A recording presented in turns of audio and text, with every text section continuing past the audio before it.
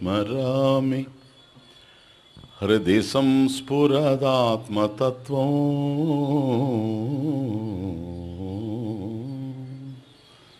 సచ్చిత్సుఖం పరమహంసగతిం తురీయం యత్స్వప్నజాగరసుషుప్తమవైతి నిత్యం తద్బ్రహ్మ నిష్కళమహో నచ భూతసంఘః. ఈశ్వరో గురురాత్మేతి మూర్తిభేద విభాగినే వ్యోమవత్ వ్యాప్తదేహాయ దక్షిణామూర్తయే నమః.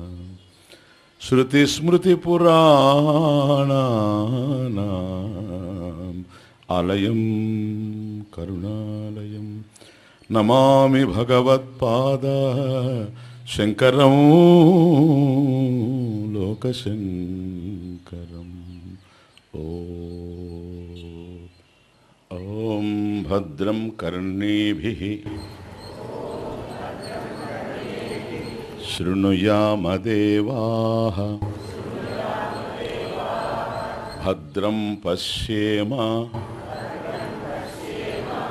అక్షిభిర్యజత్రాః స్థిరైరంగైః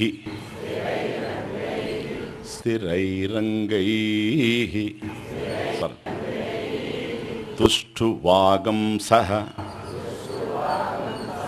తనూభిః వ్యసేమ దేవహితం యదాయుః. స్వస్తి న ఇంద్రో వృద్ధశ్రవాః స్వస్తి నః పూషా విశ్వవేదాః స్వస్తి నస్తార్క్ష్యో అరిష్టనేమిః స్వస్తి నో బృహస్పతిర్దధాతు. ఓం శాంతి శాంతి శాంతి.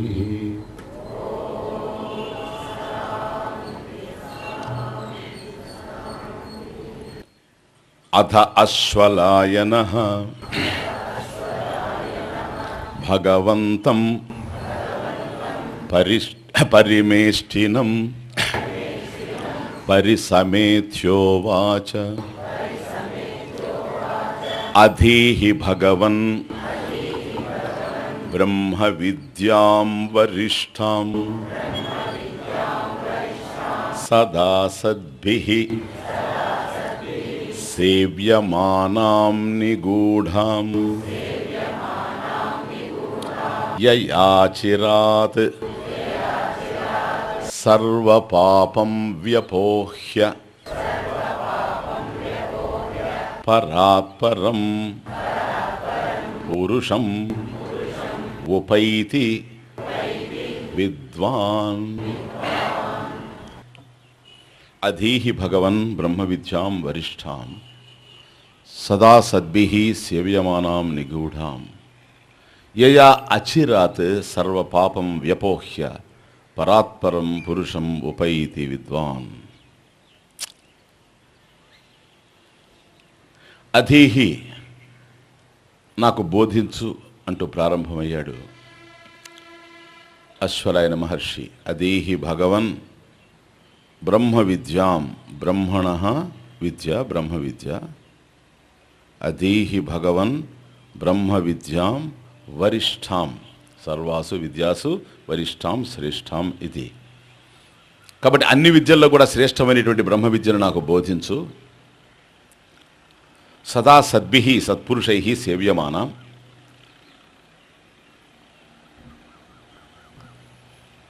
కనుక వరిష్టాం శ్రేష్టాం విద్యలలో శ్రేష్టము అని ఎందుకు అనవలసి వచ్చిందంటే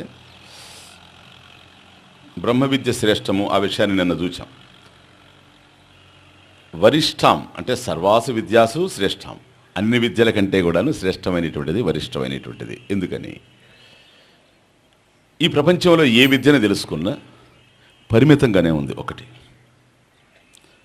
దేనికి సంబంధించిన జ్ఞానం అదే, ఒకదానికి సంబంధించిన జ్ఞానం కలిగితే దానికి సంబంధించిన జ్ఞానం కలుగుతుందే కానీ మరొక దానికి సంబంధించిన జ్ఞానం కలిగేందుకు అవకాశం లేదు. పైగా తత్సంబంధమైన జ్ఞానం కలిగినా అది కూడా పరిమితంగానే ఉంటుంది. ఎందుకనంటే ఏ విషయానికి వెళ్ళినా, ఏ బాడీ ఆఫ్ నాలెడ్జ్కి మనం వెళ్ళినా, ఏ డిసిప్లిన్కి వెళ్ళినా అది పరిమితంగానే తెలుస్తుంది. అందువల్ల పరిశోధన నడుస్తూ ఉన్నాయి. కనుక ఒక విషయం తెలుసుకోవడంలో ఈ ప్రపంచంలో జ్ఞాతం ఇచ్చ తెలుసుకోవాలనేటువంటి కోరిక నాకు ఉండొచ్చు. ఎందుకంటే అది నాకు తెలియదు కనుక. తెలిసిన తరువాత తెలిసిన వాడిని కావాలి. తెలియక ముందు తెలియని వాడినిగా ఉండేటప్పుడు తెలిసిన తర్వాత తెలిసిన వాడిని కావాలి. కానీ ఈ ప్రపంచంలో ఏ విషయంలో కూడాను తెలిసిన వాడిని కాలేకపోతున్నాను. అది తమాషా. మనం ఏ బ్రాంచ్లోకి వెళ్ళి చూసినా అంటే ఒకటి తెలియదు, తెలుసుకోవడానికి ప్రయత్నం చేస్తాం. ఒకటి తెలుస్తూ ఉంటే తెలియనివి 10 బయటపడుతూ ఉంటాయి. ప్రతి విషయంలో అంతే. అందువల్ల తెలియక ముందు ఏదైనా మనిషికి అహంకారం ఉండొచ్చేమో కానీ తెలిసే కొద్ది అహంకారం పలచబడిపోతూ ఉంటుంది. ఎందుకంటే ఈ ప్రపంచంలో నాకు తెలియనివి చాలా ఉన్నాయి. ఉదాహరణకు అదేమిటండి అన్నాం అనుకోండి, చెట్టు అని చెబుతాడు. చెట్టు అండి, అవును. ఏమి చెట్టు అండి అది? మామిడి చెట్టు. ఆ ఆకులు ఏ రంగుతో ఉన్నాయండి? ఆకుపచ్చగా ఉన్నాయి. ఆకులు ఆకుపచ్చగా ఎందుకు ఉన్నాయి అన్నాడు అనుకోండి, అంతవరకు చెప్పగలం. ఇది చెట్టు, అది ఏమి చెట్టు? వేప చెట్టు లేదా మామిడి చెట్టు. ఆకులు ఎట్లాగా ఉన్నాయి? గ్రీన్, అంతవరకు చెప్పగలం. అయితే ఆ లీఫ్ ఎందుకు గ్రీన్గా ఉంది అని ప్రశ్న వేశాడు అనుకోండి, మళ్ళీ ఒక పెద్ద సబ్జెక్ట్ అది. మళ్ళీ బాటనీకి పోతే కానీ మనకు అర్థమయ్యే అవకాశం లేదు. కనుక అక్కడ చిత్ర విచిత్రంగా తెలుస్తాయి మనకు. కనుక ఆకు పచ్చగా ఉందని మనం అనుకుంటాము. అక్కడ మాస్టర్ బోధించడానికి కనుక ట్రై చేశాడంటే అసలు ఆకులో రంగు లేదు అంటూ స్టార్ట్ అవుతాడు మొదట. కాబట్టి అక్కడ ఒకటి ఆయన ఒక పదం ప్రవేశపెడతాడు. ఓ క్లోరోఫిల్ ఉంది అంటాడు. ఇంకా దాన్ని మనం అర్థం చేసుకుంటూ పోతాం. ఎందుకు ఇది ఆకు పచ్చగా మారింది అనేటువంటి విషయం. కనుక ఆకు పచ్చగా ఉంది అనేది నాకు తెలుసు. ఎందుకు పచ్చగా ఉంది అనుకున్నప్పుడు దాంట్లోకి పోతే క్లోరోఫిల్ అని ఎంటర్. ప్రతిదీ ఇంతే. ఇప్పుడు ఆరోగ్యం బాగాలేదు, జ్వరం వచ్చింది అంటాం. ఇది జ్వరం వచ్చిందని నాకు తెలుసు, ఏ జ్వరమో నాకు తెలియదు. తీరా డాక్టర్ దగ్గరికి వెళ్ళామనుకోండి, ఆయన కొన్ని రోజులు మందు ఇచ్చిన తర్వాత ఆయనకి డౌట్ వచ్చింది అనుకోండి, అప్పుడు బ్లడ్ టెస్ట్ అంటాడు. ఎందుకంటే ఆయనకు కూడా తెలియడం లేదు. ఇది టైఫాయిడా, మలేరియానా, ఫ్లూనా ఏదో డిసైడ్ చేయాలంటే మళ్ళీ బ్లడ్ టెస్ట్ అంటే బ్లడ్ టెస్ట్లో కూడా తెలియలేదు అనుకోండి, మళ్ళీ స్కానింగ్ అది ఇది అంటే అప్పుడు కూడా ఏం కాలేదనుకోండి, హైదరాబాద్ తీసుకోండి. హైదరాబాద్ తీసుకుపోయినాం అనుకోండి, జస్ట్లోకి పోండి. జస్ట్లోకి పోయినాం అనుకోండి, కాలిఫోర్నియా. అక్కడేం తేలేదనుకోండి, అక్కడి నుంచి అట్లాగే పోవడం. ఎందుకనంటే ఒకటి తెలుస్తూ ఉంటే ఇది నాకు తెలిసింది అని అనుకునేటప్పుడే తెలియని విషయాలు 10 బయటపడుతూ ఉంటాయి. కనుక మీరు ఏదైనా చెప్పండి, బ్రహ్మ విద్య నాటి పక్కన పెట్టేయండి, అవసరం లేదు. ఏ విద్య అయినా సరే ఈ ప్రపంచంలో ఇది పూర్ణంగా ఉంది అని చెప్పడానికి అవకాశం లేదు. మనం ఎంతో తెలుసుకుంటూ ఉన్నాం. తెలుసుకునే కొద్దీ తెలియనివి బయటపడుతూ ఉన్నాయి. కనుక ఈవెన్ సాహిత్యంలో కూడా, సంగీతంలో కూడా నిత్య నూతనమైనటువంటి ప్రయోగాలు జరుగుతూ ఉన్నాయి. కనుక ఇది కంప్లీట్ ఇన్ ఇట్ సెల్ఫ్, దీనికన్నా మించి ఇంకేమీ లేదు, ఇది అయిపోయింది ఇక్కడికి ఈ రంగంలో అని చెప్పడానికి అవకాశం లేదు. అందువల్లనే పరిశోధనలు కొనసాగుతూ ఉన్నాయి. కాబట్టి పరిశోధనలు కొనసాగుతూ ఉన్నాయి కనుక ఒక అసంతృప్తి ఉంటుంది. కాబట్టి ఇది నాకు పూర్ణంగా తెలియదు, ఎందుకని ఇంకా పరిశోధనలే నడుస్తూ ఉన్నాయి. తెలిసిన ఇంతవరకు ఎంత పరిశోధన తెలిసిందో అది కూడా నాకు అర్థం కావడం లేదు. ప్రతి దాంట్లో చూడండి, ఒక దగ్గరకు వచ్చేటప్పటికి ఈవెన్ ఫిజిక్స్లో కూడా అట్లాగే ఉంటుంది. ఇంతకుముందు మనకు తెలియదు అనుకోండి, ఓ తెలుసుకోవడానికి ప్రయత్నం చేస్తాం. ఓ మ్యాటర్ అంటూ ఏటో ఒకటి ఇది ఏమిటి అని ఆలోచన చేస్తాం. ఒక రాయి ఎత్తుకుంటాం, ఈ రాయి ఏమిటని ఆలోచన చేస్తాం. It is matter. ఇంకా అక్కడి నుంచి స్టార్ట్ అవుతుంది. అంతవరకే నాకు తెలిసింది రాయి అని, ఇది మట్టి అని నాకు తెలుసు. కొద్ది అలాగా మనం విశ్లేషిస్తూ ఒక భౌతిక విజ్ఞాన శాస్త్రజ్ఞుడు మనకు చెప్పాడు, సైన్స్ మాస్టర్ ఎక్స్ప్లెయిన్ చేశాడు అనుకోండి, నాయన దీంట్లో పార్టికల్స్ ఉన్నాయి నాకు తెలియదు, యాటమ్స్ ఉన్నాయని మనకు తెలియదు. అర్థమవుతుంది. కనుక దీన్ని కణాదుడు చూచాడు. ఆ రోజుల్లో కూడా అందరు మహర్షులు చూడాలి, కణాదుడు చూచాడు ప్రత్యేకించి. కనుక వైశేషికం వచ్చింది. ఇది అణుశాస్త్రం. ఇప్పుడు మనకు అది నడుస్తూ ఉంది. కాబట్టి దాంట్లో కూడాను ఆటమిక్ థియరీలో కూడా మనం ఒక్కొక్కటి తెలుసుకుంటూ పోతున్నాం అనుకోండి. ఆ తర్వాత దీంట్లో ప్రోటాన్స్ ఉన్నాయా, ఎలక్ట్రాన్స్ ఉన్నాయా, న్యూట్రాన్స్ ఉన్నాయా, పోతూ ఉన్నాం. అట్లా చివరికి వచ్చేటప్పటికి ఎనర్జీ ఉంది అన్నాం. Okay, so matter is nothing but energy అనే నిర్ణయానికి వచ్చేసాం. కాబట్టి నీకు పదార్థంగా కనిపించచ్చేమో కానీ అది ఎనర్జీయేను. ఓకే, మళ్ళీ స్టార్ట్ అయింది అక్కడి నుంచి. ఎనర్జీ కూడా రెండు రకాలుగా ఉంది, పొటెన్షియల్ ఎనర్జీ, కైనెటిక్ ఎనర్జీ. ఎప్పుడైతే రెండుండి వ్యక్తం అవుతున్నాయో దాని వెనకేంటి? ఎందుకంటే ఈ రెండు వ్యక్తం అవుతున్నాయి కనుక దీనికి ఆధారంగా సబ్స్ట్రాటంగా ఏదో ఉండాలి అనే ఆలోచన పడింది అనుకోండి, అదేమిటి? అక్కడికి వచ్చి ఆగింది సైన్స్. అందువల్ల ఇది కైనెటిక్ ఎనర్జీ అని తెలుసు, అది పొటెన్షియల్ ఎనర్జీ అని తెలుసు. అందువల్ల సర్ ఆర్థర్ ఎడ్డింగ్టన్ అంటాడు, something unknown is doing, see this sentence, something unknown is doing, we do not know what, that is what our theory amounts to. ఇది మన సైన్స్ మాస్టర్ చెప్పింది కాదు, ఇది సర్ ఆర్థర్ ఎడ్డింగ్టన్ చెప్పింది. కాబట్టి modern physicist ఇక్కడికి వచ్చిన తర్వాత ఈ మాట అంటూ ఉన్నాడు, అయ్యా ఇంతవరకు తెలుసుకున్నాం ఇది కైనెటిక్ ఎనర్జీ, పొటెన్షియల్ ఎనర్జీ, అర్థమైపోయింది. ఈ తర్వాత ఏంటి? దీనికి ఏదో ఉంది మాకు అర్థం కానిది, కనుక దీని వెనుక మాకు అర్థం కానిది ఏదో ఉంది అనేది మాకు అర్థమైంది. ఇది ఇంతవరకు మేము తెలుసుకున్నది, అయిపోయింది అక్కడే. సో అదొక వెలితి, నింజాత్వం అంటారు దీన్ని శాస్త్రంలో. ఏది? తృప్త భవిష్యామి, నేను తృప్తిగా లేను, అది నింజాత్వం. నేను పరిచ్ఛిన్నంగా ఉన్నాను, ఆ పదం నింజాత్వం. నింజ లక్షణం అంటే నేను ఇన్కంప్లీట్గా ఉన్నాను, నాకు అన్నీ తెలియడం లేదని. కనుక ఏది ఏది తెలుసుకుంటూ ఉండినా ఈ ప్రపంచంలో ఇవి నాకు తెలుస్తూ ఉన్నవి అని అనుకున్నప్పుడే తెలియనివి చాలా ఉన్నాయి అనేది కూడా బయటపడుతూ ఉంది. కనుక తెలిసిన వాటితో సంతృప్తి పడాలో తెలియదు, తెలియని వాటిని గురించి అసంతృప్తికి గురి కావాలో తెలియదు. ఇది జీవితం. ఇలా ఏ ఫీల్డ్లోకి పోయినా ప్లీజ్ ప్రారంభ దశలోనే ఒక అహంకారంతో గర్వంతో కనపడతాడు మనిషి, వాడికి ఏమీ తెలియనప్పుడు. ఏదైనా సరే, నాకు సైన్స్ అంతా తెలుసు అంటాడు మన సైన్స్ మాస్టర్. కానీ ఆ ఎడ్డింగ్టన్ అన్నమాట, ఓ సర్ జేమ్స్ జీన్స్ అనడా అన్నమాట. ఎందుకంటే వాళ్ళు పరాకాష్ఠకి చేరిపోయినటువంటి వాళ్ళకి తెలుసు, వాళ్ళకి తెలిసింది ఏదో తెలుసు, వాళ్ళకి తెలియంది ఏదో కూడా తెలుసు. ఆ తెలియంది మాకు తెలియదు అని చెప్పే ఇంటలెక్చువల్ హానెస్టీ కూడా ఉంది. అర్థమవుతుంది? ఇది విషయం, ఇది ప్రధానమైనటువంటి విషయం. తెలియని దాన్ని తెలుసు అనడం కన్నా తెలియని దాన్ని తెలియడం అని ఒప్పుకోవడం. అందువల్ల భర్తృహరి చెప్పినట్టు ఏదైనా సరే నాకు ఇది తెలుసు అనుకునేది ఎవడంటే ఇంకా వాడికి తెలివి రాకుండా ఉందని అర్థం. కాబట్టి విద్య వినయ సంపన్నే. విద్య వచ్చింది అనుకోండి వెంటనే వినయం వస్తుంది, హ్యూమిలిటీ వస్తుంది. ఎట్లా చూచేవాడు ఎవడంటే వాడికి నాలెడ్జ్ లేనివాడు. అంతే. నాలెడ్జ్ వచ్చే కొద్దీ, పండ్లు ఎక్కువయ్యే కొద్దీ చెట్టు వంగిపోతూ ఉంటుంది. అదే అడ. ఎందుకంటే ఫలపూర్ణంగా ఉన్నటువంటి వృక్షం దానంతట తాను వంగుతూ ఉంటుంది. ఇది నమ్రత. ఈ నమ్రత ఎందుకు వచ్చిందో తెలుసా? తనకు ఏదో తెలియడం వల్ల వచ్చింది. తెలియని ముందు ఏమి లేదు, తెలిసిన తర్వాత ఓహో తెలియవలసింది ఇంత ఉందా, తెలివి ఒకంత లేని ఎడ తృప్తుడనై. భర్తృహరి అస్సలే తెలివి లేనప్పుడు వాడు సాటిస్ఫై అయిపోయినాడట. ఇంకేం చేస్తామండి? తెలివి ఒకంత లేని ఎడ తృప్తుడనై కరిభంగి సర్వమున్ తెలిసి తినటంచు విహరించితి తొల్లి. ఇప్పుడు జ్వలమతులైన పండితుల సన్నిధిన్ ఇంచుక బోధశాలినై తెలియని వాడనై మెలగితెను గతమయ్యని తాంత గర్వమున్. కాబట్టి ఏమీ తెలియనప్పుడు మదపటేనుగులాగా అన్నీ నాకే తెలుసు అనుకున్నాడు. కరిభంగి సర్వమున్ తెలిసి నటచ్చు, ఇంకా నాకు తెలియందే లేదు. కాబట్టి వాడి నాకు సర్వం తెలుసు అంటాడు. ఎందుకో తెలుసు? ఆ పదానికి అర్థమే తెలియదు వాడికి. సర్వం తెలుసు అనేవాడికి ఈ ప్రపంచంలో సర్వం తెలిసినాడు ఎవడు లేడు. ఇటు పట్టుకోరండి ఎవడైనా ఉంటే, నేను తర్వాత చెప్తా. అతనికి ఎట్లా తెలియదు? సర్వం తెలిసిన వాడు లేనే లేడు. ఎందుకో తెలుసా? ఆ సర్వం తెలుసు అనేవాడికి ఒక్కటి తెలియదని నాకు బాగా తెలుసు. ఏమిటో తెలుసు? ఆ పదానికి అర్థమే తెలియదు. ఇంకా వాడికి సర్వమేం తెలుసు? సర్వం అంటే విదితం అవిదితం. నీకు తెలిసింది నీకు తెలియంది సర్వం. సమస్త ప్రపంచం నీకు తెలిస్తే అప్పుడు సర్వం.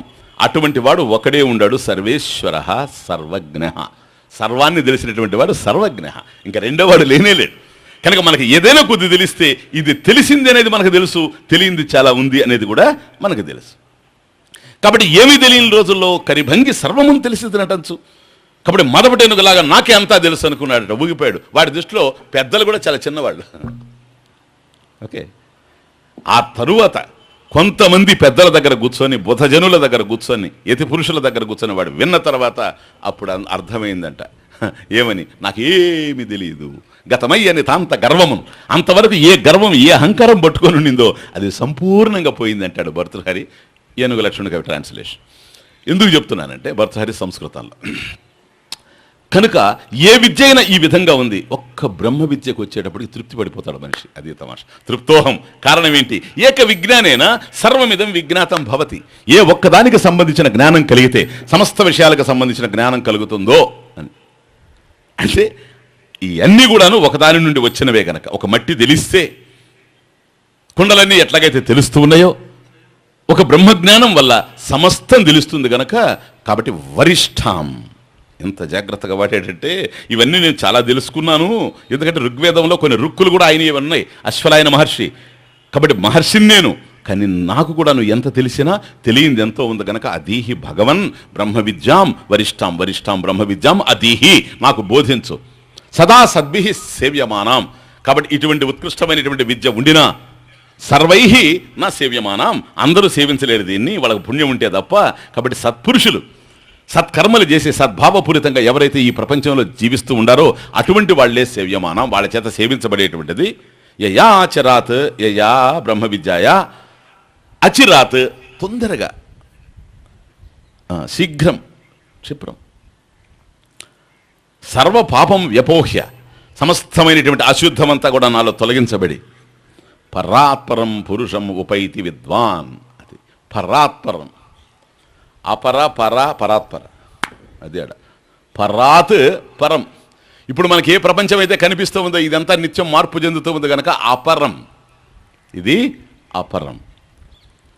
దీనికి, ఈ సృష్టికి ముందు దీన్ని తయారు చేయడానికి ఏది ఆధారంగా ఉందో, ఎక్కడి నుంచి అయితే వచ్చిందో అది పరం. ఇది అపరం, అది పరం. ఈ పరానికి అపరానికి ఆధారంగా ఉండే బ్రహ్మతత్వం ఏదైందో అది పరాత్ పరం. ఇప్పుడు మనం చూసినట్టుగా ఈ ప్రపంచం ఉందనుకోండి, ఇది అపరం అని అన్నప్పుడు పరం ఏమిటి అని అంటే అలా వచ్చి ఎనర్జీ దగ్గరకు వచ్చి పరం అన్నాం అనుకోండి, ఆ తర్వాత ఏదో తెలియదు అంటున్నాడే, ఆ తెలియంది ఏదో అది పరాత్పరం, చైతన్యం. పరాత్పరం పురుషం. అందువల్ల ఏది ఉండినా ఒక కాలంలో ఉంటుంది పురుషం. పురుషం అది పురుష ఏవేదగం సర్వం యద్భూతం యచ్చ భవ్యం. అది ఉతామృతత్వశేషాన యదన్నేనా తిరోహతి. కాబట్టి పురుష సూక్తంలో మనం చెప్తూ ఉంటాం, పురుష ఏవేదగం సర్వం యద్భూతం యశ్చ భవ్యం. కాబట్టి గతంలో ఉన్నదంతా ఎవరో అదే పురుష శబ్దం, భవిష్యత్తులో ఉండబోయేది ఏదో ఎవరో అదే పురుష శబ్దం, ఇప్పుడు ఉన్నది ఎవరో అదే పురుష శబ్దం. కాబట్టి గతంలో ఉన్నవి ఇప్పుడు లేవు, ఇప్పుడు ఉండేటి లేకుండా పోతాయి. ఇలా ప్రపంచం మార్పు చెందుతూ ఉంది. జాయతే గచ్చతి జగత్. దీనికి ఆధారంగా ఉండేటువంటి చైతన్యం ఏదైతే ఉందో అది ఎప్పుడు ఉంది కనుక ఇది బ్రహ్మం. దానికి సంబంధించిన జ్ఞానం బ్రహ్మజ్ఞానం. బ్రహ్మజ్ఞానేన బ్రహ్మ అజ్ఞానం నశ్యతి. కాబట్టి నాకు అది కావాలి. పరాత్పరం పురుషం ఉపైతి విద్వాన్. విద్వాన్ ఉపైతి యాతి గచ్చతి.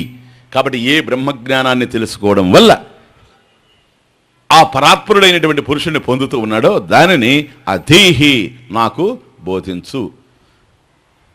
ఫలం కూడా ఇక్కడ అర్థమవుతుంది మనకు. ప్రయోజనం ఏమిటో తెలుసా? ప్రయోజనం దీనివల్ల ఏం జరుగుతుందయ్యా నీకు? ఎందుకు కోరుతూ ఉన్నావు నువ్వు? నీ బంధం ఏదైతే ఉందో, నేను పరిచ్ఛిన్నంగా ఉన్నాను, నింజాత్వం, పరిచ్ఛిన్నంగా ఉన్నాను, నేను పరిమితుడిగా ఉన్నాను, నేను దుఃఖభూయిష్టంగా ఉన్నాను, నేను బంధంలో ఉన్నాను అనేది. సో యత్ విజ్ఞాయ బ్రహ్మ విద్య, యత్ విజ్ఞాయ నరః బంధాత్ ముక్తః భవతి. తతః ఆత్యంతిక సంసార దుఃఖ నివృత్తి భవతి భవిష్యతి ఇత్యర్థః. కాబట్టి ఈ సంసార దుఃఖం ఏదైతే ఉందో, ప్రపంచం సంసారం అంటే కేవలం భార్య బిడ్డలు కాదు, ఉన్న దుఃఖం అంతా సంసారమే. సన్యాసికి కూడా ఉంటుంది, భార్య బిడ్డలు ఉండరు అంతే. దుఃఖం ఉండేవాడు ఎవడైనా సంసారంలో ఉన్నవాడే. ఈ ప్రపంచంలో బంధాన్ని కల్పించేది ఏదైనా సంసారమే, దుఃఖాన్ని కలిగించేది ఏదైనా బంధమే. అది కనెక్షన్.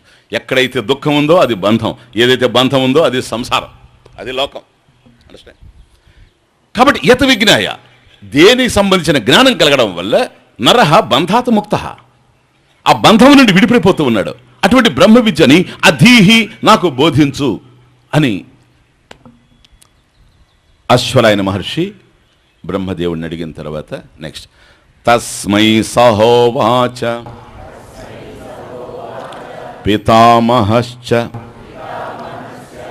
శ్రద్ధా భక్తి ధ్యాన యోగాత్ అవైహి. అవైహి అంటే పొందడం, జానీహి తెలుసుకోవడం. ప్లీజ్. తస్మై ఆ అశ్వలాయన మహర్షికి తస్మై.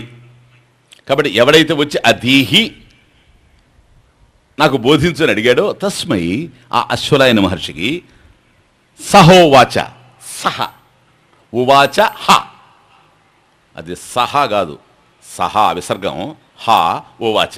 తస్మై అశ్వలాయన మహర్షికి సహ పితామహ అంటే బ్రహ్మదేవుడు ఉవాచ చెప్పాడు కదా, అది ఉవాచ చెప్పాడు కదా. మనం అంటుంటాం నేను అడిగినప్పుడు ఆయన నాకు విషయం చెప్పాడు కదా, ఏమనంటే ఇలాని, అది యూసేజ్.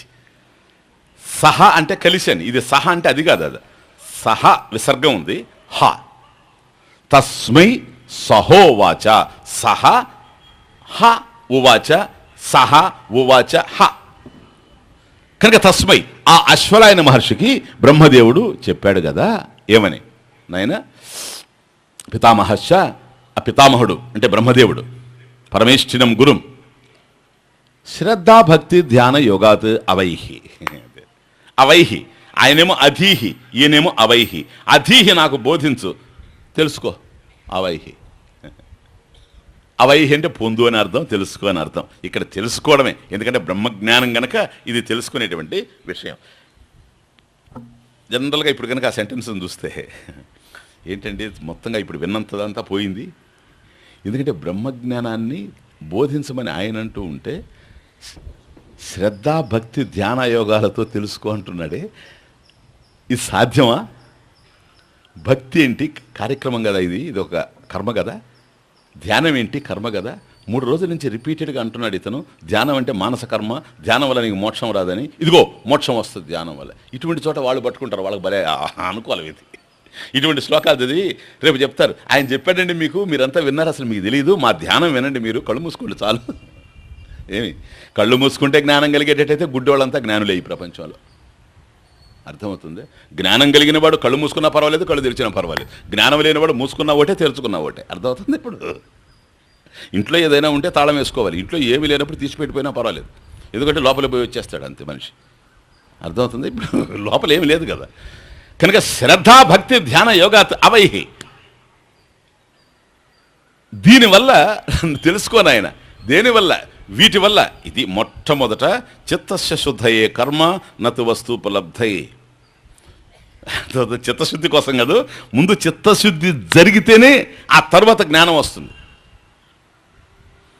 ఎందుకంటే శ్రవణం కృతం, శ్రవణం జరిగిన తర్వాత వచ్చేయాలి జ్ఞానం, అంతే, ఇంకేమీ లేదు. ఎక్కడైనా అంతే. ఇప్పుడు అర్జునుడికి ఏం చేశాడు సాధన చెప్పండి, ఆ సాధన ఏదో ముందే చేయాలి చిత్తశుద్ధి కోసం. బోధించాడు 1 hour 20 minutesలో ఈయన జ్ఞానం వచ్చేసి నష్టో మోహ అన్నాడు. పరీక్షణ్ మహారాజుకి 7 రోజులు బోధించాడు సుఖబ్రహ్మ భాగవతాన్ని, జ్ఞానం వచ్చింది. అట్లుండాలి. కాబట్టి శ్రవణం ఎప్పుడైతే చూస్తాం, ఇదంతా జ్ఞానం అనేది ఉందో, ఒక వస్తువు ఉన్నదంటే దానికి సంబంధించిన జ్ఞానం కూడా ఉంది కనుక, జ్ఞానం కలిగితే వస్తువు ఏమిటో తెలిసిపోతుంది. ఈ మనం తెలుసుకునే వస్తువు బ్రహ్మ విషయం అనంతం గనక, సత్యం జ్ఞానం అనంతం బ్రహ్మ, దీన్ని కర్మ ద్వారా పొందేందుకు అవకాశం లేదు. కానీ శ్రవణం చేసినా జ్ఞానం కలగలేదు అనుకోండి, ఇది ప్రాబ్లం. శ్రవణం కృతం శృతం మయా న గృహీతం ఇది. గురువు చెప్పాడు, నేను శ్రవణం చేశాను, శ్రవణం చేసిన తర్వాత ఏం జరగాలి? జ్ఞానం రావాలి. లే, ఎక్కడేసిన గొంగళ అక్కడే ఉంది. దాని అర్థం ఏంటి? ఎక్కడో అబ్స్ట్రక్షన్ ఉంది, ఎక్కడో ప్రతిబంధకం ఉంది, బ్లాక్ అయిపోతూ ఉంది. గురువేమో జ్ఞానాన్ని ఇస్తున్నాడు, ఇదే జ్ఞానం కొందరిని ఉద్ధరిస్తూ ఉంది, కొందరు ఎక్కడేసిన గొంగళి అక్కడే. ఎందుకో తెలుసా? అర్హుడు గాడు వచ్చిన బాధ. అర్హుడు గాడు, అధికారి కాడు.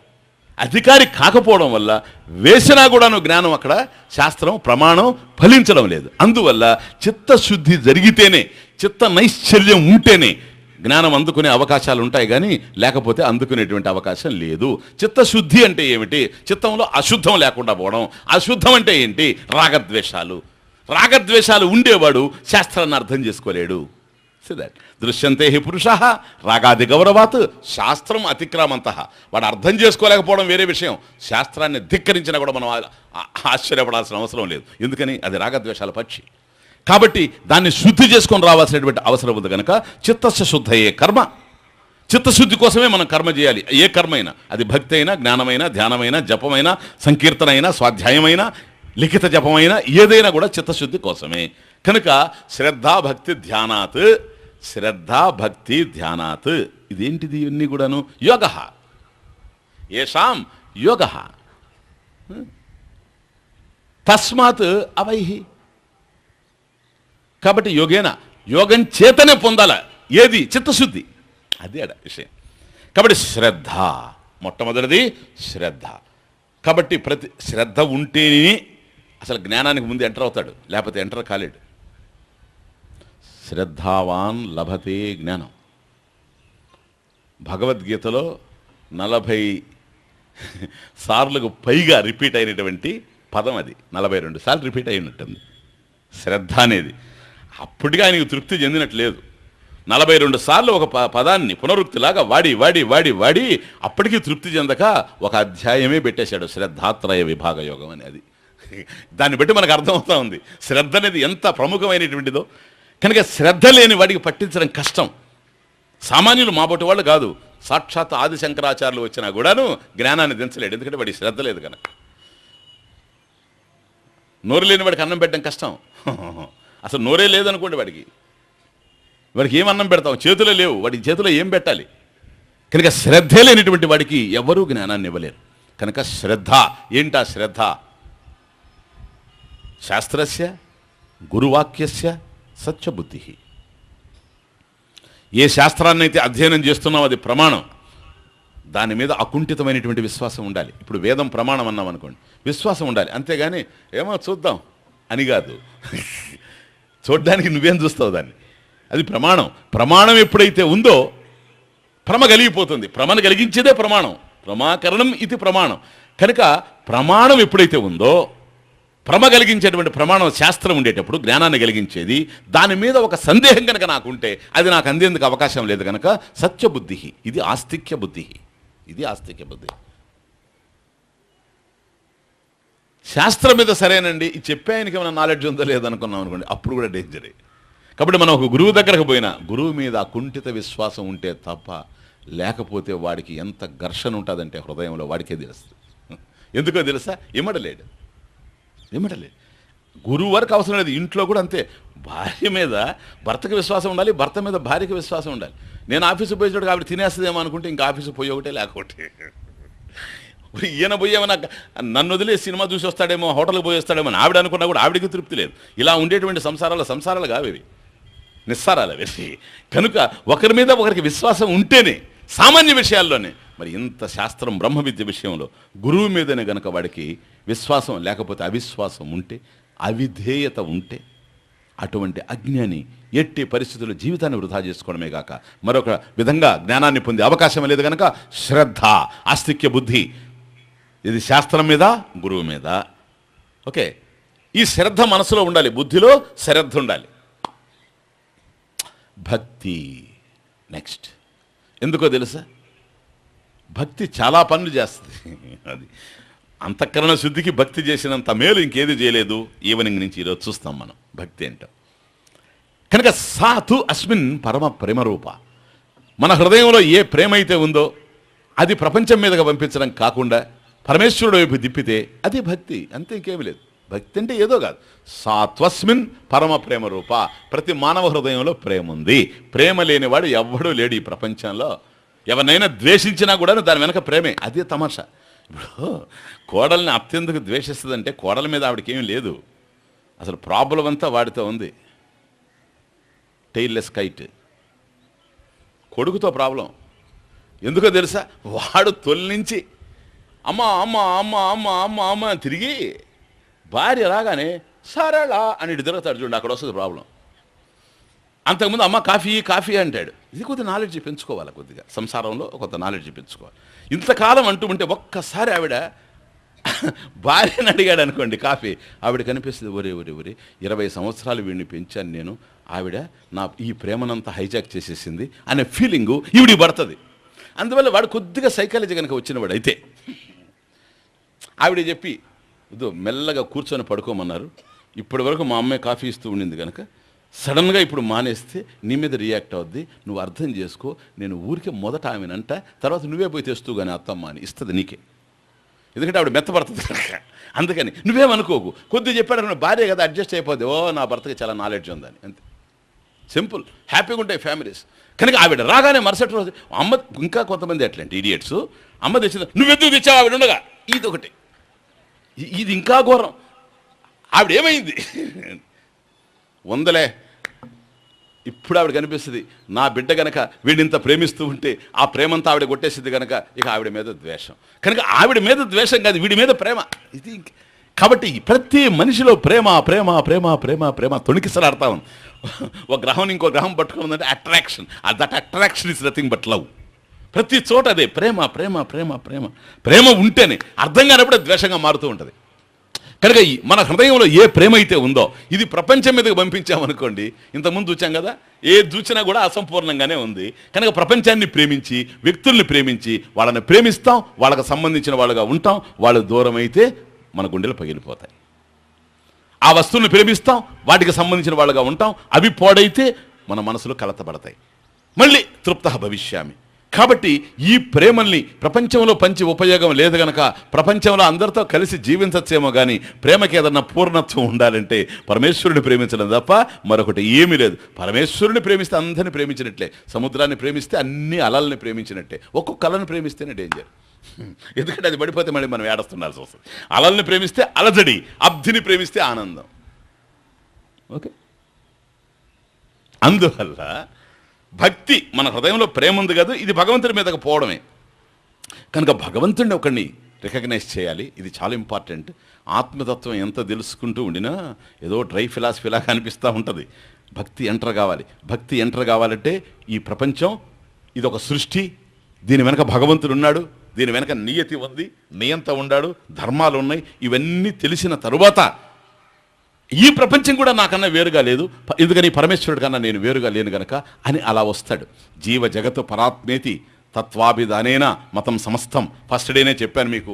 ఇది ఇటు కైవల్యోపనిషత్తులోను అటు గీతలోను రెండిట్లో కూడా మీకు ఎక్కడ విభేదం లేకుండా, కంట్రవర్సీ లేకుండా రెండు కాంప్లిమెంటరీగా వస్తాయి, కార్లేట్ అవుతూ వస్తుంది సబ్జెక్ట్. కనుక పరమేశ్వరుని గుర్తించడం ఏదైతే ఉందో అది భక్తి. ఇప్పుడు నేను పరిమితంగా ఉన్నాను, జ్ఞానాన్ని పొందుతూ ఉన్నాను, పరమేశ్వరుని యొక్క అనుగ్రహం నాకు కావాలి, దయ నాకు కావాలి, అందుకని భక్తి చేస్తూ పోతూ ఉన్నాం. ఇది భక్తి. దీనివల్ల హృదయంలో ఒక పరివర్తన వస్తూ ఉంటుంది. శ్రద్ధ వల్ల మనసులో పరివర్తన, చక్కటి స్పష్టత బుద్ధిలో ఏర్పడుతూ ఉంటుంది. శ్రద్ధ వల్ల, ప్రేమ వల్ల, భగవద్భక్తి వల్ల హృదయం చాలా పరిపక్వత చెందుతూ ఉంటుంది, ప్రేమపూరితంగా ఉంటుంది, నిర్మలంగా తయారవుతుంది. బుద్ధి హృదయం రెండు ఎప్పుడైతే ఆ విధంగా పవిత్రంగా ఉన్నాయో ఇక్కడ ధ్యానం కొనసాగుతుంది. ధ్యానాత్ అవైహి. కనుక భక్తిలో ఏం జరుగుతుంది, భక్తి ఏంటి అసలు? ఈ ప్రేమ పంపించడం. ఎలా పంపిస్తావు నువ్వు భగవంతుని మీదకి ప్రేమ? అందువల్ల భగవంతుని భక్తి చేయడం అంత తేలికైన పని కాదు. ఎందుకో తెలుసా? భగవత్ సంబంధమైన జ్ఞానం కలిగితే కానీ భగవంతుని ప్రేమించలేం. Very very important. ఓ స్నేహితుడు నువ్వు ప్రేమిస్తున్నావంటే ఆ స్నేహితుడికి సంబంధించిన జ్ఞానం నీకుంది. అది ఒక మనిషిని ఎంత అర్థం చేసుకుంటూ ఉంటే అంత ప్రేమిస్తూ ఉంటాం. కానీ పరమేశ్వరుడి విషయంలో రివర్స్, ఆయన ఎంత ప్రేమిస్తూ ఉంటే అంత అర్థం చేసుకుంటాం. ఇది అనుభవంలో తేలాల్సిందే కానీ ఇంకో విధంగా తేలే అవకాశం. ఎందుకో తెలుసా? భగవంతుని ప్రేమిస్తున్నాం, అది కర్మే, భక్తి. దానివల్ల మనకు అది తర్వాత ఈవినింగ్ క్లాస్లో చెప్తాను. అలౌకికమైనటువంటి కర్మ గనక దానికి వచ్చేటువంటి ఫలమే దయ. భగవంతుని యొక్క కృప మన మీద పడుతూ ఉంటుంది. ఎంత భక్తి చేస్తూ ఉంటే ఆ ఫలం దయ మన మీద అంత పడుతుంటుంది. దయ ఎంత పడుతూ ఉంటే హృదయం అంతా పవిత్రం అవుతూ ఉంటుంది. హృదయం ఎంత పవిత్రం అవుతూ ఉంటే శాస్త్రాన్ని అర్థం చేసుకోవడానికి సంసిద్ధమవుతూ ఉంటుంది. కాబట్టి శ్రద్ధ, భక్తి, ధ్యాన యోగాత్ అవైహి. కాబట్టి ధ్యానం. కనుక భక్తిలో ఎప్పుడైతే ఈశ్వరుడికి సంబంధించిన జ్ఞానమే మనలో భక్తిని కల్పిస్తూ ఉంది కనుక ఈశ్వర జ్ఞానం ఏదైతే ఉందో అది నాకు కలిగిన తర్వాత నేను పరమేశ్వరుడి కన్నా కూడా వేరుగా లేను. ప్రభు తుమ్ స్వామి హమ్ దాసా. నువ్వు ఒక సముద్రం అయితే నేను ఒక అల, నీలో ఏదుందో నాలో అదే ఉంది, సేమ్ H2O, నీకన్నా నేను భిన్నంగా లేను అనేటువంటి భావన, పరమేశ్వరుడికి సంబంధించిన జ్ఞానం, ఈశ్వర జ్ఞానం మనకు కలిగిన తర్వాత ఈశ్వర భక్తి ఏర్పడతాం. అండర్స్టాండ్? ఇది భక్తి. దీనివల్ల, ఈశ్వర జ్ఞానం వల్ల ఈ ప్రపంచంలో అధర్మంగా నేను జీవించలేను. ఎందుకని ధర్మ రూపంలో ఉన్నది కూడా దైవమే. ఇవన్నీ మనం ఈవినింగ్ చూస్తాం. ధర్మరూపంలో దైవం ఎప్పుడైతే ఉన్నాడో కర్మల్లో నేను అధర్మంగా జీవించలేను. అధర్మంగా జీవించలేను గనక ధర్మబద్ధంగా జీవిస్తాను. ఇది చిత్తశుద్ధి. ఆ డిఫరెన్స్ కూడా తెలుసుకోవాలి. కర్మోపాసనాదేహి, ప్లీజ్. కర్మ ఉపాసన, వేదంలో కర్మకాండలో రెండున్నాయి.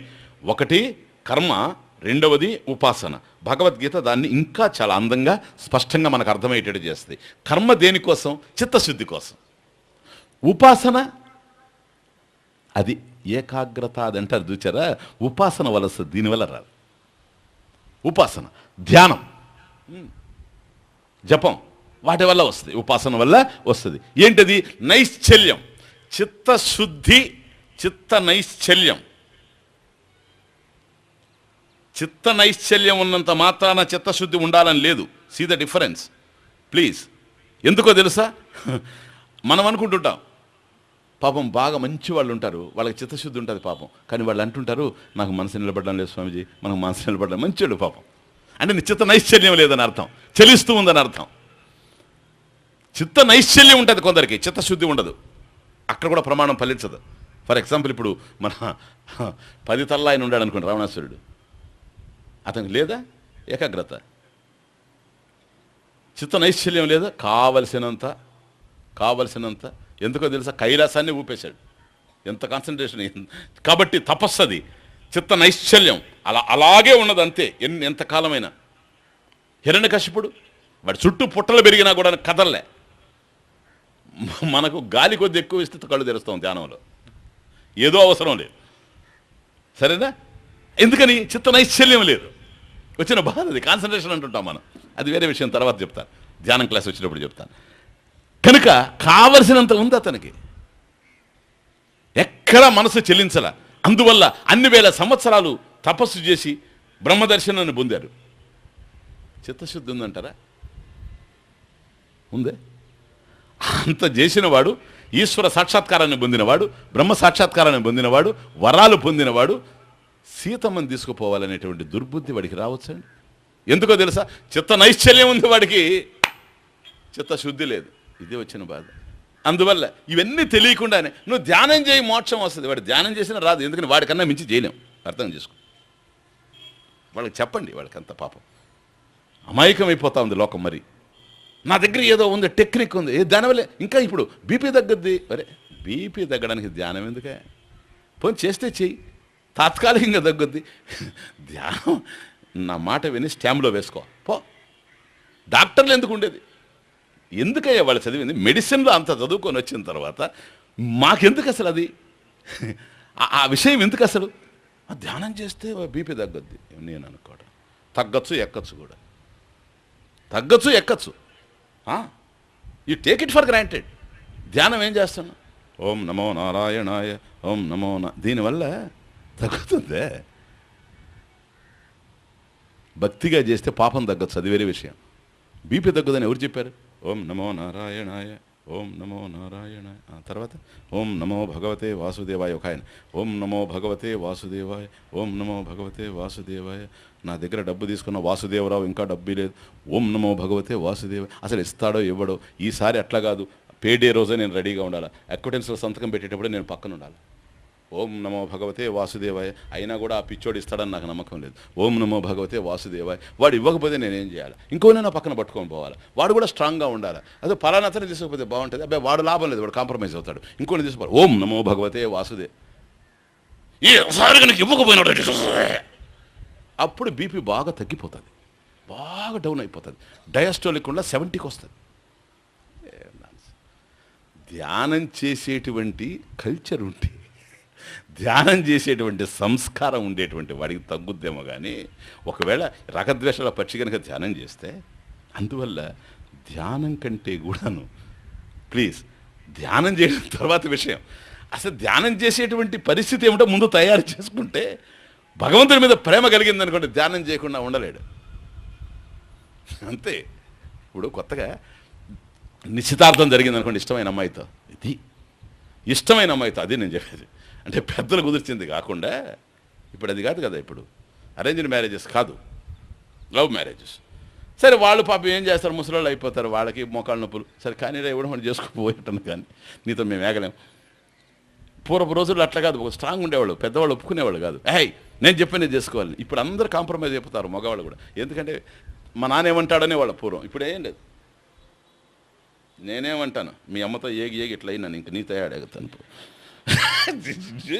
ఏదో ఒక అడ్జస్ట్మెంట్, అందువల్ల ఏమైనా చేసుకో ఏటన్నా పో. నిశ్చితార్థం వాడికి ఇష్టమైన అమ్మాయితో జరిగిన తర్వాత వాడు కూర్చుంటాడు చూడండి, ఇంక 20 రోజుల్లో పెళ్ళి ఉంది, మహా ఇష్టం అమ్మాయి అంటే. వాడిని చూస్తే మీకు అర్థమవుతుంది ధ్యానం అంటే ఏంటో. మీరు ఏమన్నా మాట్లాడండి, వాడు ఎక్కడో ఉంటాడు మధ్యలో. ఏమన్నారు, నేనేమన్నది, ఎన్నిసార్లు అనమంటావు, అనిందే అంటున్నా, వినిందే వింటున్నావు, ఏం మార్పు రావడం లేదు. ఏముంది, ఎక్కడున్నావు నువ్వు అంటే, అదే ఇక్కడే ఉన్నా, చెప్పు. అందువల్ల క్యాసెట్ వింటుంటాడు, మళ్ళీ రివైండ్ చేస్తుంటాడు, క్యాసెట్ వింటుంటాడు, మళ్ళీ రివైండ్ చేస్తుంటాడు, క్యాసెట్ వింటుంటాడు, మళ్ళీ రివైండ్. ఎందుకో తెలుసా, ఆవిడ చేరిపోయింది తల్ల. ఇప్పుడు వాడిని మనం వెళ్ళి, నా బొట్టివాడు పిచ్చోడు, వాడి దగ్గర కూర్చొని, నాయన నీకు 20 రోజుల్లో పెళ్ళి అవుతుంది కదా, నీ భార్యని ప్రేమిస్తా ఉండి ఇప్పటి నుంచి అని. నువ్వు పోతే నేను చేసేది అదే. నువ్వు అనవసరం కూర్చొని నన్ను డిస్టర్బ్ చేసావు, నువ్వు పోవయ్యా, నేను అంతకుముందు అదే చేస్తున్నా, మళ్ళీ నువ్వు వచ్చి అనవసరంగా నన్ను డిస్టర్బ్ చేసావు మాట్లాడించి. ఎందుకో తెలుసా, వాడి మనసులో అమ్మాయి ఉన్నప్పుడు ప్రేమించకుండా ఉండలేదు, ఆ అమ్మాయి మనసులో ఈ కుర్రాడు ఉన్నప్పుడు ఆవిడ ప్రేమించకుండా ఉండలేదు. వాళ్ళ ఇంట్లో అర్థమవుతుంది, ఈ ఇంట్లో అర్థమవుతుంది. అమ్మ కాఫీ అడిగితే అమ్మాయి చారిస్తుంది, రెండు ఒకటిగానే ఉంటాయని. అమ్మ తాగిన తర్వాత ఇదేంటే చారు ఇచ్చారంటే, అంటే చారు అమ్మ మర్చిపోయాను కాఫీ అని. ఎందుకంటే మనసు అక్కడ ఉంది వాడి దగ్గర. ప్రేమ ఉన్నప్పుడు నువ్వు ఆపలేవు, భగవంతుణ్ణి ప్రేమించే మనసును ఆపలేం. ప్రేమించలేని వాడిని తీసుకెళ్ళి కూర్చోబెడితే కూడా కష్టమే. అందువల్ల భగవత్ సంబంధమైన జ్ఞానం కలిగితే ధ్యానం ఆటోమేటిక్ సార్, ఆటోమేటిక్. అది లేకుండా కేవలం ధ్యానమే చేశాడు అనుకోండి, ఇదిగో రావణాసురుడు చేశాడు, హిరణ్యకశిపుడు చేశాడు, చాలామంది చేస్తున్నారు. ధ్యానాలే, ధ్యాసలే. అందువల్ల చిత్తశుద్ధి కర్మల వల్ల రావాలి, ఉపాసన వల్ల చిత్త నైశ్చల్యం రావాలి. ఆ డిఫరెన్స్ చూడండి, ఈ రెండూ జరగాలి, కర్మ ఉపాసన, ఇది జరగాలి. కాబట్టి ఉపాసన దగ్గరకు వచ్చేటప్పటికి శ్రద్ధ భక్తి అనేటువంటి దాంట్లో, భక్తిలో చిత్తశుద్ధి వస్తుంది, ధ్యానంలో చిత్త నైశ్చల్యం వస్తుంది. This is the point. అర్థమవుతుంది ఇప్పుడు. ఎందుకంటే సాక్షాత్ చెప్పేవాడు బ్రహ్మదేవుడు, వచ్చిన బాధ అది, అందరిని పుట్టించినవాడు. కనుక శ్రద్ధ భక్తి ధ్యాన యోగాత్ అవైహి. కాబట్టి నాయన ఇవి గనక ముందు నువ్వు తయారు చేసుకున్నావు అనుకో, తర్వాత ఈజీ. నో, నాకు జ్ఞానమే కావాలి, ఇవన్నీ నాకు ఇష్టం లేదు. లే, నీకేం కావాలి, జ్ఞానం కావాలి. జ్ఞానాన్ని పొందడానికి దాంట్లో ఇది భాగం. అర్థమవుతుందా ఇప్పుడు? జ్ఞానాన్ని పొందడానికి ఇది భాగం. ఇది లేకుండా జ్ఞానం వచ్చేందుకు అవకాశమే లేదు. కనుక మొట్టమొదట ప్లీజ్ ఇదంతా తయారైతే, పునాది లేకుండా భవనం ఎప్పుడూ నిర్మించలేము. అట్లాగే చిత్తశుద్ధి చిత్త నైశ్చల్యం లేకుండా గురువు ఇచ్చేటువంటి జ్ఞానాన్ని అందుకునే ప్రశ్నే లేదు. అందువల్ల శ్రద్ధ భక్తి ధ్యాన యోగాత్ అవైహి. దానివల్ల నువ్వు పొందుతూ ఉండు నాయన. ఓకే. న కర్మణ న ప్రజయా ధనేన త్యాగే నైకే అమృతత్వమానశు పరేణ నాకం నిహితం గుహాయాం విభ్రాజతే యత్ యతయో విశంతి వేదాంత విజ్ఞాన సునిశ్చితార్థాః సన్యాసయోగాత్ యతయః శుద్ధసత్వాః తే బ్రహ్మలోకేషు పరాంతకాలే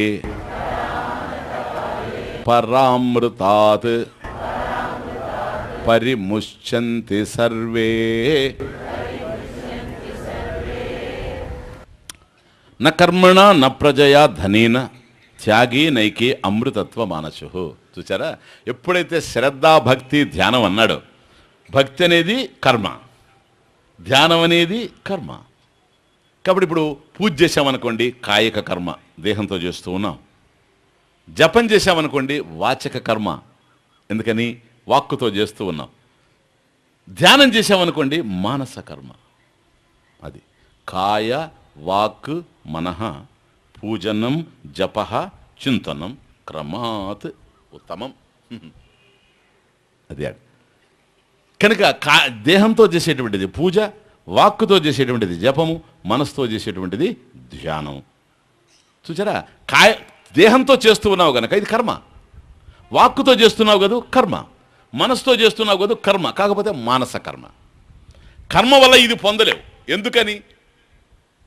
సాధ్యమైతే కర్మ, యద్యత్ సాధ్యం తత్తత్ కర్మ అపేక్షం. కర్మకు ఫలితం ఉంటుంది, కానీ ఇది అనంతమైనటువంటిది కనుక బ్రహ్మ విద్య కర్మలు చేయడం, ఇవన్నీ చేయడం చిత్తశుద్ధి కోసమే. కాబట్టి శ్రద్ధాభక్తి ధ్యాన యోగాత్ అవైహి అని ఎప్పుడైతే అన్నాడో వీటి వల్లనే వస్తుంది మోక్షం అనుకుంటాడేమోనని వెంటనే స్టార్ట్ అయిపోయింది. నా కర్మణ నాట్ బై యాక్షన్. కర్మ వల్ల దానిని పొందలేవు పో. మరి ఇవేంటివన్నీ? భక్తి ధ్యానం. ఇప్పుడు అర్థమవుతుందా కనెక్షన్, సంబంధం? కాబట్టి భక్తి కర్మే, ధ్యానము కర్మే. అది మానస కర్మ ధ్యానం. కాబట్టి ధ్యానం వల్ల నువ్వు పొందలేవు. నా కర్మణ ఏం పొందుతామండి? చిత్తశుద్ధి. అది ఇంకా ఇంపార్టెంట్. అది ఉంటే కానీ ఇది కలిగేందుకు అవకాశం లేదు. ఇది కనెక్షన్. ధ్యానాన్ని తక్కువ చేయడానికి అవకాశం లేదు, కానీ ధ్యానమే ఫలాన్ని ఇస్తుంది అనుకుంటే ఉపయోగం లేదు. ధ్యానం ఏమిస్తుందో కూడా మనం తెలుసుకొని ఉండాలి. ఏది మనం చేసినా దానివల్ల మనకి ఏం వస్తుంది అనేది క్లియర్గా మనకు అర్థం కావాలి. కనుక నకర్మణ, కర్మ వల్ల రాదు, కర్మ వల్ల రాదు. నా ప్రజయా, సంతానం వల్ల కూడా రాదు, జనం వల్ల కూడా వచ్చే అవకాశం లేదు. ధనేనా, నా ధనం వల్ల కూడా రాదు. త్యాగేనా, ఒక్క త్యాగం వల్లనే. ఇక్కడ త్యాగం ఫలత్యాగేనా, జ్ఞానేనా, త్యాగేన ఏకే అమృతత్వం అనశు ప్రాప్త. వీటి వల్లనే ఎవడో ఒకడు ఏకే అమృతత్వం ఆనశు ప్రాప్తం, ఆనశు ప్రాప్తం. కాబట్టి మనుష్యానాం సహస్రేషు, అందరూ ప్రయత్నం చేస్తారు, ఎవరో పొందుతారు. ఏకే అమృతత్వం ఆనశు. కాబట్టి ఇటువంటి జ్ఞానాన్ని ఎవరు పొందుతారో, ఎవరికైతే చిత్తశుద్ధి ఉందో, ఎవరికైతే చిత్త నైశ్చల్యం ఉందో, ముముక్షత్వం స్ట్రాంగ్గా ఉందో, సాధన చతుష్టయ సంపద ఉందో, అటువంటి వ్యక్తికి కూడాను చక్కగా బోధనా విధి తెలిసి జ్ఞానాన్ని అందించగలిగేటువంటి శ్రోత్రియ బ్రహ్మనిష్ఠుడైనటువంటి గురువు లభ్యమయ్యాడో అటువంటి వాడికి కలుగుతుంది ఏకే అమృతత్వం ఆనశు ప్రాప్తం. అమృతత్వం అంటే ఏంటి? అదే బ్రహ్మ విద్య, అదే బ్రహ్మజ్ఞానం, నశించినటువంటిది. అనాశనో అప్రమేయస్య, రాత్రి చూసాం చూడు, నశించినటువంటిది, అప్రమేయం. అటువంటిది మనం కోరుకుంటూ ఉన్నాం. అది నిత్యతృప్తినిస్తుంది. నశించే వాటిల్లో తృప్త భవిష్యామే ఉంటుంది. ఇంకా కావాలి, ఇంకా కావాలి. ఇది అట్లా కాదు, నిత్యతృప్తి. నిత్యతృప్త నిరాశ్రయ, మరొక దాని మీద ఆధారపడకుండా నేనే ఆనందంగా ఉండగలిగినటువంటిది ఏంటో అది బ్రహ్మ విద్య గనక. ఇది మృతం కాదు గనక అమృతం. Please, Amrutham. త్యాగేన ఏకే అమృతత్వం ఆనశు ప్రాప్తం. ఇది ఎక్కడుంది అమృతం? శబ్దం. అమృతం అంటే మనకి దేవతలు అది ఇది కనపడుతుంది. అందుకని పరేణ నాకం, ఆ స్వర్గంలో లభ్యమయ్యే అమృతం అనుకుంటాడేమోనని పరేణ తరం నాకం. It's a very beautiful word, నాకం. నాకం అంటే ఏంటో తెలుసా? కం అంటే ఆనందం.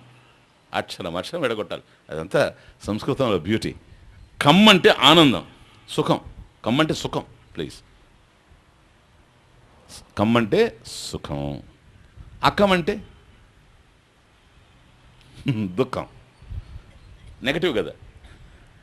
సత్యము అసత్యము. అట్లాగే కమ్ అకం. కమ్ అంటే సుఖం, అకం అంటే దుఃఖం. నా అకం అంటే అది తమాషా, అది నాకం. కమ్ అంటే సుఖం, అకం అంటే దుఃఖం, నాకం అంటే దుఃఖం కాదు సుఖం.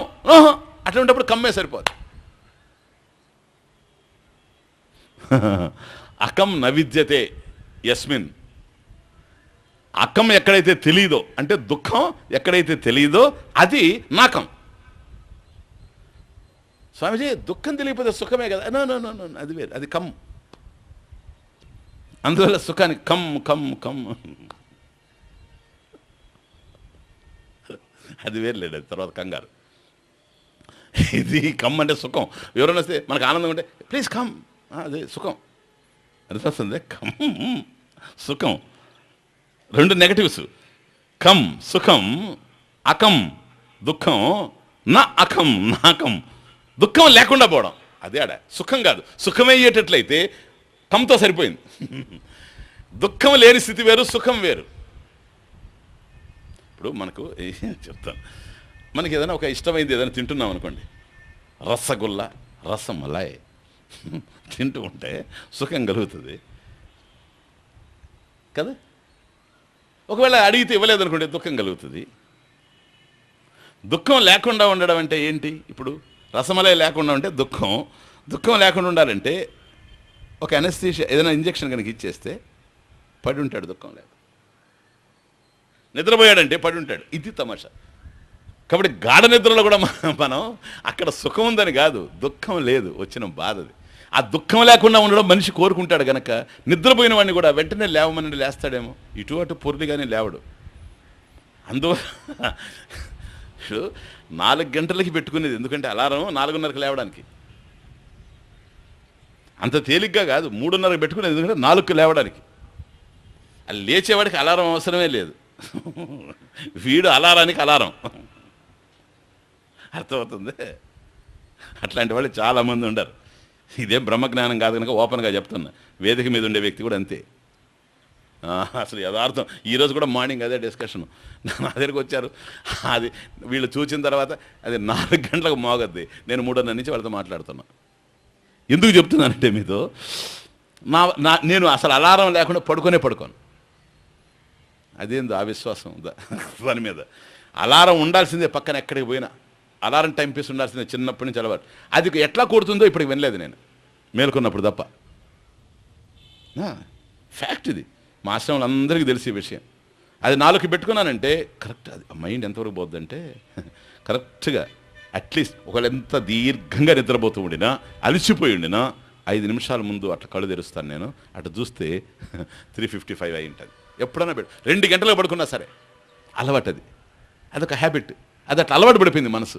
కనుక మనం సాధనలో కూడా అంతే, కొంతకాలం అలా చేస్తూ ఉంటే ఆ తర్వాత అతుక్కుపోతాయి అవి. ప్లీజ్ ఇక్కడ నాకం ఏదైతే ఉందో చూడు, తమాషా చూడండి.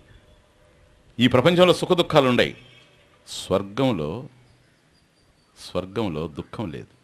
స్వర్గంలో దుఃఖం లేదు. ఎందుకు లేదు? ఆకలి దప్పులే లేవు, వచ్చిన బాధ అది భోగం. స్వర్గ భోగాలు ఆకలి దప్పులు లేకుండా ఉండడం. కనుక అది దుఃఖం తెలియని స్థితి. దుఃఖం తెలియని స్థితి సుఖం కాదు. మళ్ళీ ఇప్పుడు గాఢ నిద్రలో మనకి ఏమీ తెలియడం లేదు, అది సుఖం కాదు, అది దుఃఖం తెలియనటువంటి స్థితి. పరేణ నాకం, ఇప్పుడు అర్థమైందే. అకం నవిద్యతే యస్మిన్, ఎక్కడైతే దుఃఖం తెలియడం లేదో అది నాకం.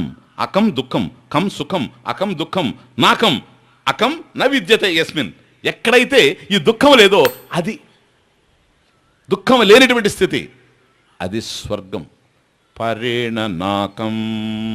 ఇప్పుడు నీకు అందించేటువంటి బ్రహ్మ విద్య ఏదో, బ్రహ్మజ్ఞానం ఏదో, ఇది ఆ స్వర్గానికన్నా అతీతమైంది, పరం. నాకస్యాపి పరం, స్వర్గాత్ పరం, స్వర్గశాపి పరం, స్వర్గానికంటే కూడా. అట్లాగే ఇక్కడ మనకు సుషుప్తిలో గాఢ నిద్రలో అవస్థాత్రయం వచ్చినప్పుడు చెప్తాను, గాఢ నిద్రలో నేను సుఖంగా ఉన్నానంటాడు. కాదు, దుఃఖం లేకుండా ఉన్నావు, అది నాకం. దానికి ఆధారంగా ఏదైతే ఉందో చైతన్యం, అది ఇక్కడ బోధిస్తూ ఉండేది. కనుక పరేణ నాకం, అది ఎక్కడుందండి? నిహితం గుహాయాం. గుహాయాం నిహితం, ఇది ఎక్కడో కాదు ఉండేది, గుహలో ఉంది. ఏం గుహ అది? హృదయ గుహ, బుద్ధి గుహ లోపలే అది. ఆ గుహాయాం అనేది ఉపనిషత్తులో అనేక చోట్ల, దశోపనిషత్తులో కూడా వస్తుంది. గుహ అని ఎందుకు అంటామంటే, ప్లీజ్, కేవ్. గుహ అంటే కేవ్. గుహలో ఏముంటుంది చెప్పండి? ఏదున్నా లేకపోయినా లైట్ ఉండదు. అదే గుహ అంటేనే చీకటిగా ఉంటుందని అర్థం. నేను ఆ గుహలోకి వెళ్ళాడండి, ఏది బుర్రా. ఆ తర్వాత ఏమైంది? బుర్ర తిరిగింది, వచ్చేసాను బయటికి. ఎందుకని ఆక్సిజన్ అందలేదు. సరే, ఇప్పుడు ఏదో లైట్లు వేసారంట, నాకు తెలియదులేండి. నేను పోయినప్పుడు కూడా ఒకసారి లైట్లు లేవు, పూర్వం 15 సంవత్సరాల క్రితం మీకు ఫస్ట్ ఎగిన ఇక్కడ చేసినప్పుడు.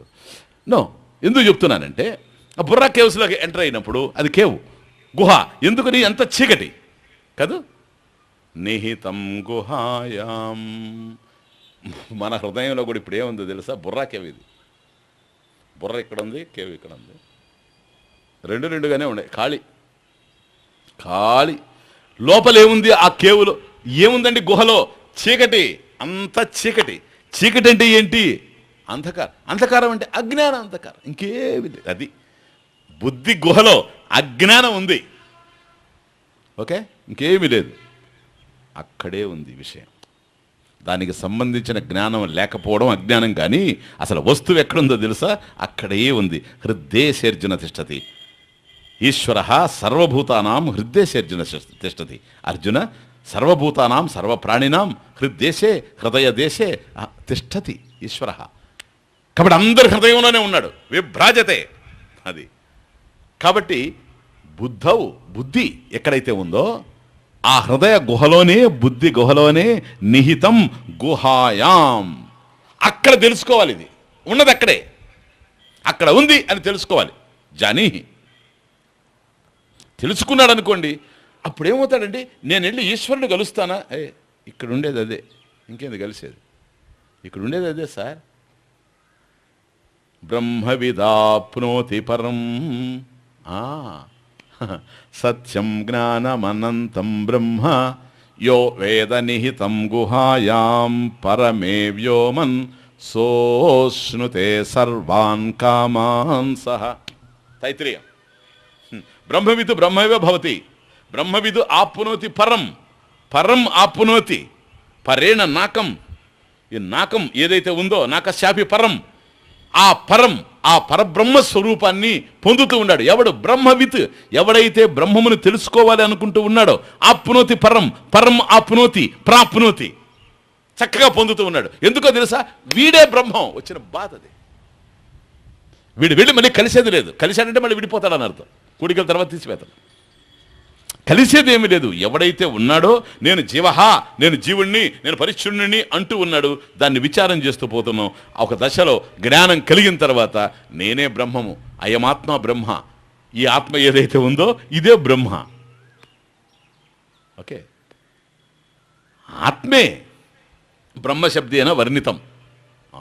ఈ ఆత్మే బ్రహ్మగా తెలియబడుతుంది. అయం ఆత్మ బ్రహ్మ, అయం ఆత్మ బ్రహ్మ. కాబట్టి ఈ ఆత్మయే బ్రహ్మం. ఎక్కడుంది? ఇక్కడే ఉంది. నిహితం గుహాయాం విభ్రాజతే. చక్కగా ఉంది. కాకపోతే అంధకారం అక్కడ చేరిపోయింది కనుక, ఆ అజ్ఞానం ఉన్న కనుక గురువు తొలగిస్తే, దేనికి సంబంధించిన అజ్ఞానం?